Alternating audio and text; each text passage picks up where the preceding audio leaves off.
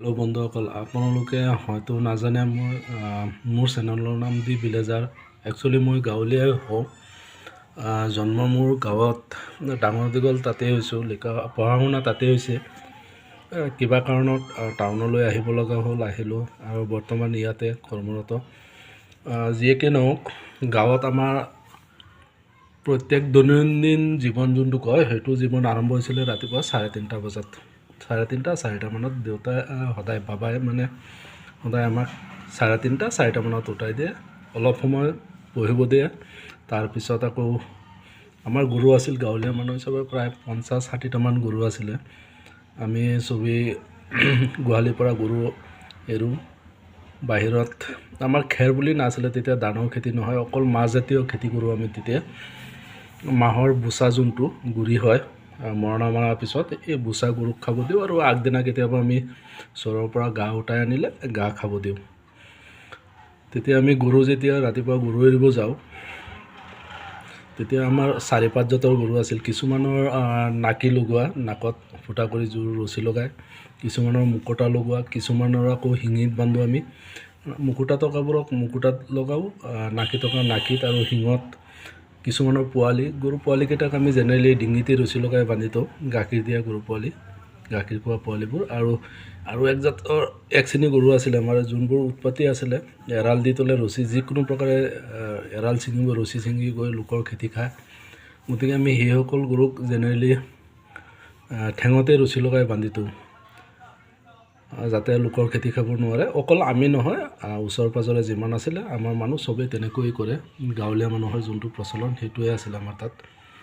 এই কাহিনীটো সেইবাবেই ক'ব লগা হ'ল, যোৱাকালি মই অফিচলৈ গৈ আছিলোঁ ৰাতিপুৱা 9টামান বজাত। তেতিয়া মোৰ এজন সহপাঠী, বাল্যবন্ধু নহয়, সহপাঠী হয়, ক্লাছ 1ৰ পৰা আপোনাৰ ক্লাছ 9লৈকে একেলগে লিখাপঢ়া কৰিছোঁ। কিবা কাৰণত আৰ্থিক দুৰৱস্থাৰ বাবে তেওঁ লিখাপঢ়াৰ মাজতে এৰিলে ক্লাছ 9ত।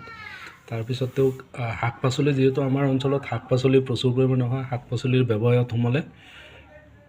মই টাউনৰ পিনে আহি গ'লোঁ। দেখা সাক্ষাৎ খুব কমেই হয়, ঈদত হয়, মাজে সময়ে ঈদত নামাজত গ'লে পাওঁ, মাতবোল হয়, আৰু চাই চিনাকিটো আছেই। যোৱাকালি মই অফিচলৈ গৈ থকা অৱস্থাত সেই হনুমান মন্দিৰৰ আগত মোক পালে, ৰখিব দিলে, ইংগিত দিলে।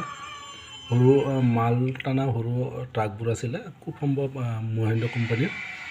মই ৰখিলোঁ, বাইক চাইড কৰালোঁ, সি নামি আহিলে, খবৰ খাতি ল'লে,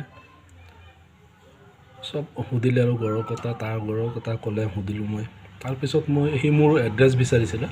যেতিয়া মই তাক এড্ৰেছটো দি আছোঁ, সি কোনো মাত বোলেই নকৰে। এড্ৰেছ দিলোঁ, ফোন নাম্বাৰ দিছোঁ, লিখিছনে নাই সুধি আছোঁ, তাৰ কোনো মাত বোল নাই। তেতিয়া মোৰ সন্দেহ হ'ল।